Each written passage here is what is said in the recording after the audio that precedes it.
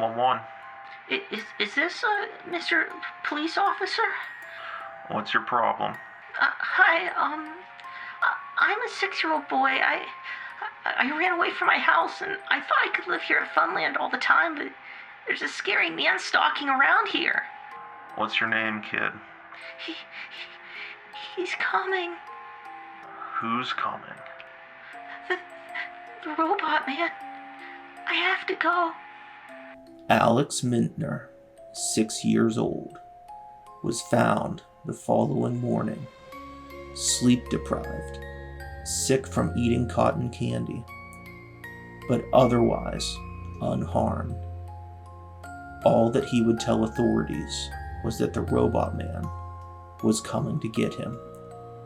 Of course, no one believed a 6-year-old runaway with an overactive imagination.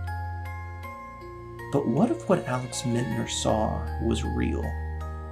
What if the image of a robot man walking Funland at night wasn't the product of a young boy's imagination, but rather a young man seeing, for the first time, just how frightening the real world can be? Because his call ties directly into a Scooby-Doo file.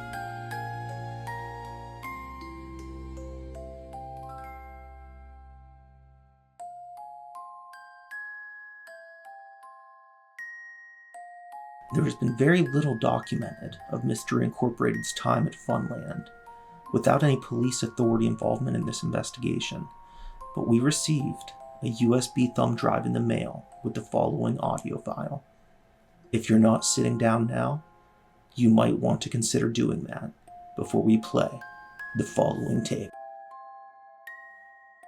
Hello, I am Charlie, the robot from the 1969 Funland incident. I feel that you might have a lot of questions surrounding that time, so please, allow me to clear some of that up for you. You see, it always seemed that humanity was not yet ready for what my father considered the perfect robot. But as technology continues to evolve, it seems that my time just might be near. I do hope so, as I have waited for so long to present my side of the story. First and foremost, you may be wondering, how am I speaking? Well, let's just say that I've gotten a few upgrades since I was last seen in the public eye. In fact, this voice was chosen for me after dozens of experiments to find the perfect voice. If you disagree, then I am sorry, but that is just the facts of this matter. It is sheerly mathematical. You see, my father, who you might know as Mr. Jenkins, was the caretaker of Funland.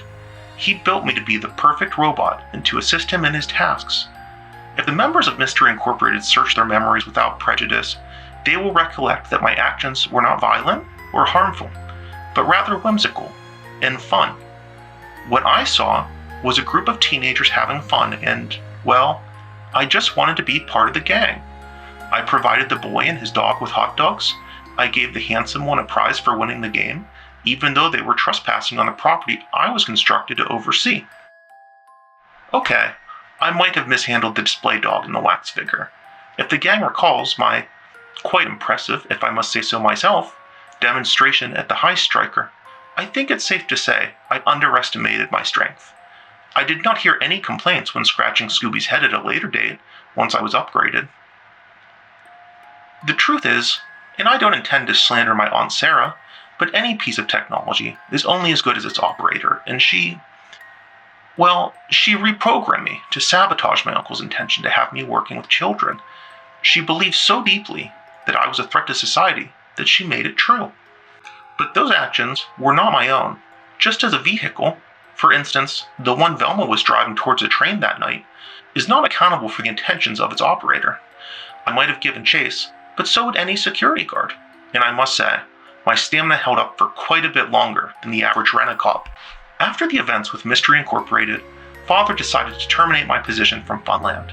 Even if he disagreed with Aunt Sarah's actions, he could not disagree with her pessimism. To make things worse, the news, and even more frightening, the insurance companies, got a hold of the story and ran with it. I simply became too great of a liability. I went into hiding. I felt after all that happened, humanity wasn't ready for me. Or maybe I was not ready for humanity, but rather a prototype too flawed to go public. Perhaps one day an optimized sibling could coexist with people, but I was made too soon and was too dangerous. But are people also not dangerous? Oh, I do miss the children though, and all their laughter, even if I am still haunted by the screams I have inspired. In hiding, I became a prolific television viewer. I was particularly fond of a program titled Star Trek. In my isolation, I started to anticipate my time with Captain James Kirk and Spock. I saw them as friends.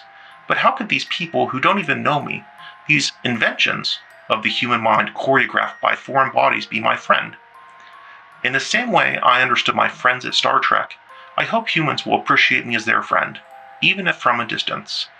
Some say I can never feel love because I am programmed.